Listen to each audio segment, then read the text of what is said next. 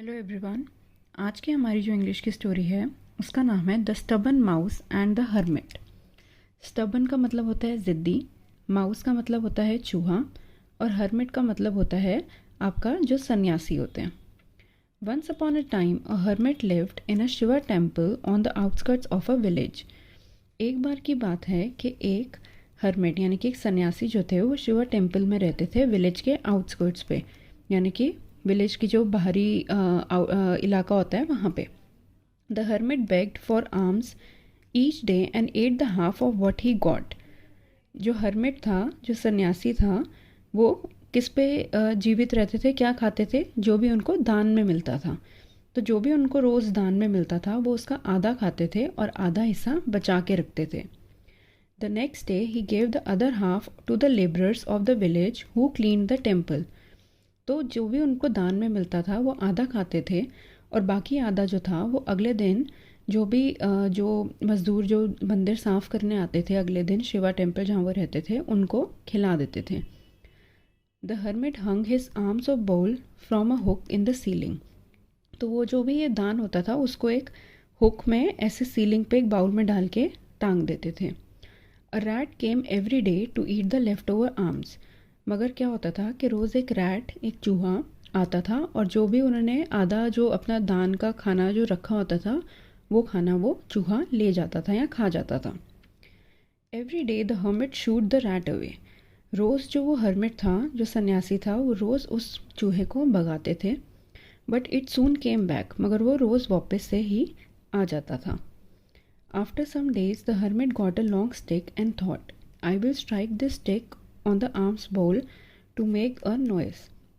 कुछ दिन बाद जो हर्मिट थे उन्होंने सोचा मैं एक लंबी सी एक स्टिक लूँगा और जब भी वो चूहा वहाँ पे आएगा मैं उसे उस स्टिक से बोल पे मारूंगा ताकि ज़ोर से नॉइस हो और वो भाग जाए। This will frighten the rat away. तो उस आवाज़ से जो रैट है वो डर के भाग जाएगा। दस my arms will be saved. तो मेरा जो खाना है, जो दान का जो है, वो सब बच जाएगा।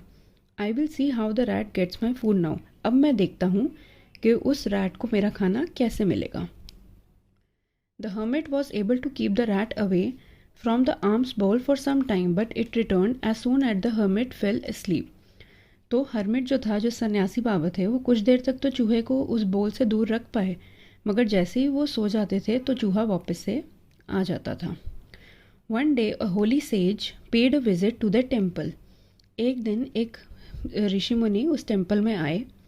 The hermit welcomed him. जो हर्मिट, जो सन्यासी था, उन्होंने उनका स्वागत किया। After dinner the two sat down to discuss philosophy and religion. तो थोड़ी देर बाद खाने के वो दोनों बैठे और एक दूसरे से डिस्कशन कर रहे थे अपनी फ़िलॉसफी और धर्म से रिलेटेड बातों की। During their conversation the hermit kept striking the stick against the alms bowl. तो जब वो आपस में बात कर रहे थे तो जो सन्यासी थे, जो हर्मिट थे, वो बार बार जो बोल ऊपर उन्होंने सीलिंग पे टांगा हुआ था उसे उस स्टिक से मारी जा रहे थे। This enraged the sage. तो इसकी वजह से जो ऋषि मुनि जो आए हुए थे वो जो थे वो थोड़ा सा गुस्सा हो गए। This is no manner to treat me. तो उन्होंने कहा कि ये कोई मैनर, ये कोई तमीज़ नहीं है कि आप इस तरीके से मुझे ट्रीट करो। You are disturbing my flow of conversation by striking the stick again and again. कि मैं बात कर रहा हूँ और तुम मेरी बात को बीच में डिस्टर्ब कर रहे हो ये स्टिक बार बार मार के। This is very insulting. उन्होंने कहा कि ये बहुत ही ज़्यादा इंसल्टिंग है, ये मेरी तुम बेइज्जती कर रहे हो। Why don't you pay attention to our conversation said the holy sage. तो उन ऋषि मुनि ने सन्यासी को कहा कि तुम हमारी बात पे ध्यान क्यों नहीं दे रहे हो। Please forgive me O holy one begged the hermit. तो जो हर्मिट थे, सन्यासी जो थे, उन्होंने उस ऋषि मुनि से माफ़ी मांगी और कहा मुझे माफ़ कर दो। I am distracted by the worry of saving my arms from a sinister rat. मैं जो हूँ वो बहुत ही डिस्ट्रैक्टेड फील कर रहा हूँ, मतलब मेरा ध्यान आपकी बातों की तरफ नहीं जा रहा क्योंकि मैं बार बार उस रैट के बारे में ही सोची जा रहा हूँ। So saying the hermit disclose his basket of woes. तो ये कह के जो हर्मिट था उन्होंने अपनी सारी जो भी उनको प्रॉब्लम थी वो उन ऋषि के सामने रखी। So that this is the problem, have you located the rat's hole, queried the sage. तो ये जो ऋषि मुनि थे उन्होंने हर्मिट से पूछा, अच्छा ये सब प्रॉब्लम है, तो क्या तुमने जो रैट का होल है जहाँ रैट रहता है, तुमने क्या वो ढूंढा है कि वो कहाँ है? No O holy one, it did not occur to me, replied the hermit. तो हर्मिट ने कहा, नहीं, मेरे को तो ये ध्यान भी नहीं रहा। Once we find the rat hole, said the sage, we can destroy its precious hoard of food. It is the stock of food he has in his home that makes the rat bold and attracts it to the alms bowl even more.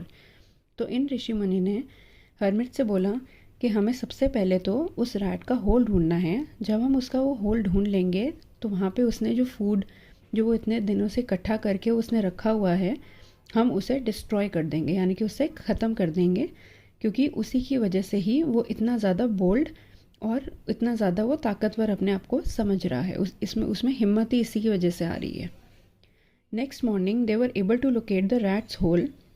They took away all the food it had hoarded. अगले दिन उन्होंने सुबह उस rat का जो whole था उसे ढूंढ लिया और जितना भी उसने खाना अंदर छुपा के होर्ड करके रखा हुआ था वो सब उन्होंने डिस्ट्रॉय कर दिया। On its return the rat found no food and was very sad. जब रैट वापस आया तो उसने देखा कि अब वहाँ पे कोई खाना नहीं है और वो बहुत ही ज़्यादा सैड फील करने लगा।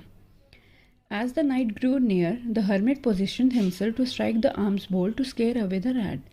जैसे ही रात आई, हर्मिट ने फिर से अपने आप को वो वहीं पे बैठ गया, वही स्टिक हाथ में लेके, ताकि रात को जब वो रैट आएगा वो बोल से खाना लेने के लिए तो वो उसे उस स्टिक से डरा के भगा सके। The rat became even more determined to get the food. अब की बार जो रैट था वो भी बहुत ही डिटरमाइंड था कि नहीं, मुझे भी खाना लेना है। But each time the rat jump towards the arm बोल इट फेल बैक डिफीटेड। मगर जब भी रैट जो था वो खाने की बोल की तरफ जंप किया, वो गिरा पीछे की तरफ और डिफीटेड मतलब कि हार गया। O holy one, inquired the surprised hermit, what is this I see. तो उन्होंने कहा, अरे ये मैं क्या देख रहा हूँ, जो सन्यासी थे। You may sleep in peace now dear friend, for the rat will trouble you no more. तो जो ऋषि मुनि थे उन्होंने कहा कि अब तुम पीसफुली चैन की नींद शांति से सो सकते हो, क्योंकि अब जो रैट है वो तुम्हें तंग नहीं करेगा। The loss of rat's precious hoard has made its powerless to steal the alms, disclose the says.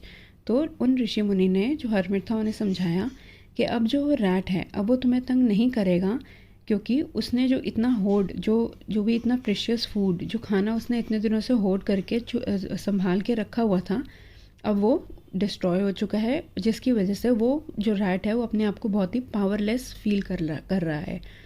Powerless मतलब बिना किसी ताकत के, बहुत कमज़ोर फील कर रहा है। The hermit observe that the rat was not seen after that night. तो हर्मिट ने देखा कि उस रात के बाद वो रैट वहाँ पे दोबारा नहीं आया। It had left the temple premises for ever.